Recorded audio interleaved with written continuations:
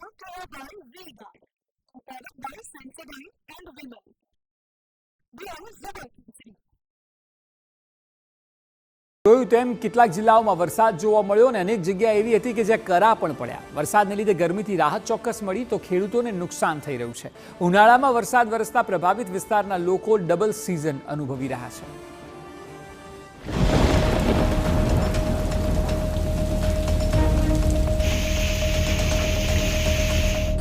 રાજ્યમાં pre monsoon activity કેસરિયાથી મન જોગી થયું રે, દિલ ઝૂમે જુઓ મત મસ્ત થયું રે, કેસરિયાથી મન જોગી થયું રે. હર પળ મનાવો કેસરી त्योहार. વિમલ, બોલો જુબાન કેસરી.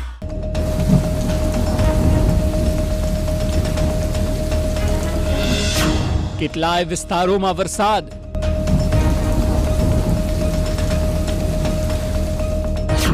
અનેક જગ્યાએ કરા પડ્યા.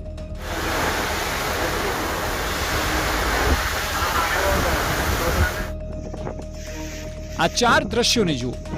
દ્રશ્યો જોઈને લાગે કે જાણે ગુજરાતમાં ઉનાળો નહીં પરંતુ ચોમાસું ચાલી રહ્યું હોય. ઠેર ઠેર પડી રહેલો વરસાદ ગરમીમાં રાહત આપનારો ચોક્કસ છે. ઉત્તર ગુજરાતથી લઈને મધ્ય ગુજરાત, સૌરાષ્ટ્રથી લઈને દક્ષિણ ગુજરાત, તમામ જગ્યાએ વરસાદ અનેક જિલ્લાઓમાં જોવા મળ્યો હતો. આપની સ્ક્રીન પર દેખાતા વલસાડ, બનાસકાંઠા, ડાંગ અને ભાવનગરને જુઓ.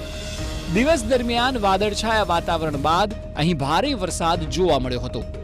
વલસાડમાં તો વરસાદથી પણ એક ડગલું આગળ કહી શકાય તેવા કરા પડ્યા હતા.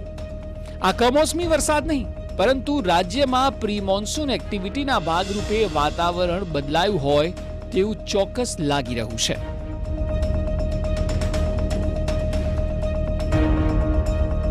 આ વિસ્તાર છે વલસાડના કપરાડાના અંતરિયાળ વિસ્તારમાંનો એક.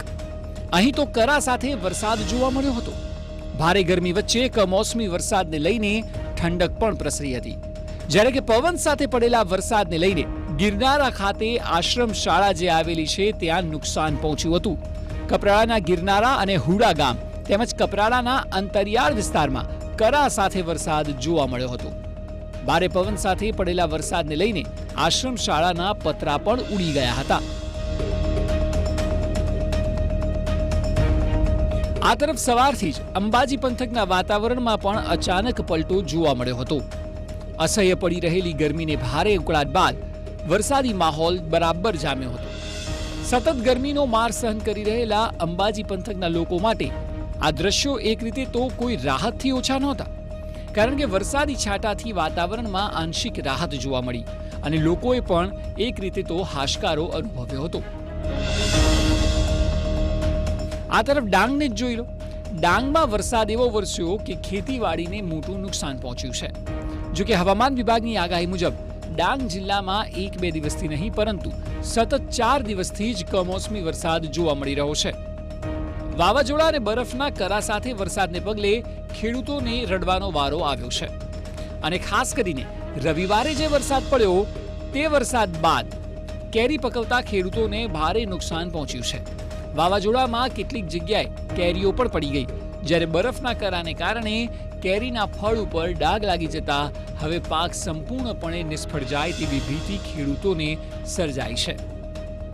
મહત્વનું છે કે માર્કેટમાં ડુંગરાળ પ્રદેશની સૂકી જમીનની કેરીની ખૂબ જ માંગ જોવા મળતી હોય છે, ત્યારે ખેડૂતો પણ પોતાના નુકસાનને TV9 સમક્ષ ગણાવી રહ્યા છે. સાંભળો.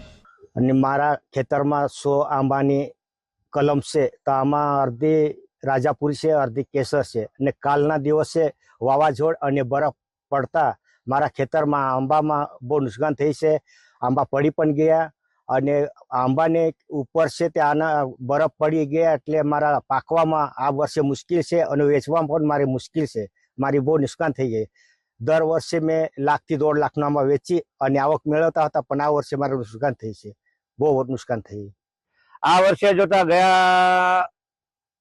ગઈકાલે વરસાદ આપણે બરફ સાથે કરા સાથે વરસાદ પડ્યો છે, ઘણું નુકસાન થયેલ છે ને નીચે આંબાના નીચે ઘણી કેરીને નુકસાન થયેલ છે. આ તરફ સૌરાષ્ટ્રના ભાવનગરમાં પણ હવામાન વિભાગની આગાહીને પગલે જ વાતાવરણમાં પણ અચાનક પલટો જોવા મળ્યો હતો.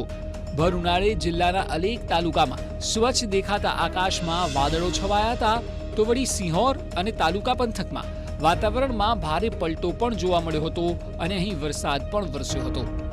ગ્રામ્ય વિસ્તારોમાં આકાશમાં વાદળો સાથે પવનની ડમરીઓ પણ ઉડી હતી અને જોરદાર પવન સાથે તાલુકાના અનેક ગામોમાં વરસાદ જોવા મળ્યો હતો. કાજાવદર, જાંબાળા, ટાણા આ સહિતના વિસ્તારોમાં વરસાદ વરસ્યો હતો.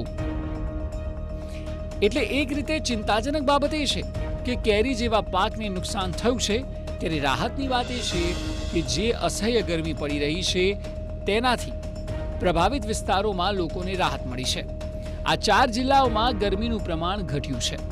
આ સ્થિતિમાં સવાલ એ છે કે શું લોકોને મળશે વહેલું ચોમાસું? શું ખેતરના વાવેલા પાકને ભારે નુકસાન થશે? આ બંને સવાલો લોકો કુદરતને પૂછી રહ્યા છે કે આવનારો સમય આખરે કેવો હશે.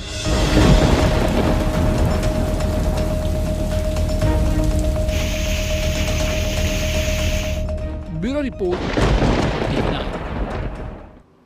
Black color brown vinegar, prepared by Sensodyne and Women. They are Zabardast.